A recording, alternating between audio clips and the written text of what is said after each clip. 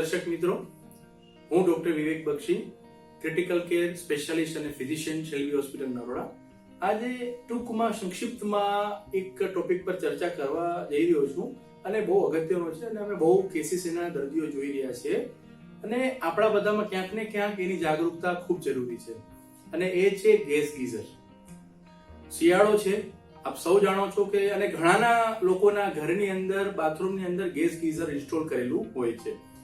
પણ મિત્રો, તકલીફ ક્યારે પડે છે જ્યારે ગેસ ગીઝર જે મેન એનો જે ફ્લેમ થતી હોય, જેનો ગેસ બહાર આવતો હોય એ બાથરૂમની અંદર જ હોય અને વેન્ટિલેશન પ્રોપર ના હોય.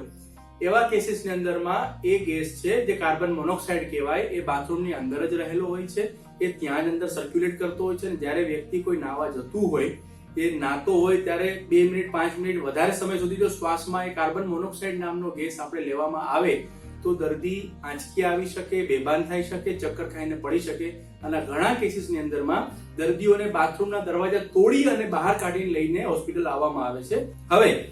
જો આમાં ઘણી વખત સમય વધુ થઈ જાય, આપણને ખ્યાલ ના રહે, તો ક્યાંક ને ક્યાંક આ કાર્બન મોનોક્સાઇડ જે ગેસ છે એ શ્વાસમાં જાય અને એની મગજ ઉપર અસરો ગંભીર પડે, ઓક્સિજન ઘટે અને બધો સોજો આવે, તકલીફો થાય, તો એ આપણા માટે જીવલેણ નીવડી શકે છે. એ માટે હું બે હાથ જોડીને વિનંતી કરીશ કે જો આપના ઘરમાં ગેસ ગીઝર ઇન્સ્ટોલ કરેલું છે તો મહેરબાની કરીને વેન્ટિલેશનની પૂરી સુવિધા હોય એની ચકાસણી કરજો, જેથી કોઈ પણ આવી અણબનાવ છે આવો એ આપણા ઘરમાં કે આપણા ઘરના નજીકના વ્યક્તિઓ સાથે બનતો આપણે અટકાવી શકાય. અને મિત્રો, એક ખાસ સૂચના, જો આપના ઘરે ગેસ ગીઝર ઇન્સ્ટોલ કરેલું છે તો મહેરબાની કરીને એ જે ગેસ ગીઝરનો પાર્ટ છે એને બહાર લઈ લેવો જોઈએ અને ખાલી પાણીની લાઈન અંદર જાય એવી વ્યવસ્થા વહેલામાં વહેલી તકે કરવી જોઈએ, જેથી આપણે આ બધી તકલીફો અને ઘરના કોઈ અંગત વ્યક્તિઓને થતી પરિસ્થિતિઓ ઊભી થાય, અણબનાવ બને એ પહેલા આપણે સાવચેતી રાખીએ.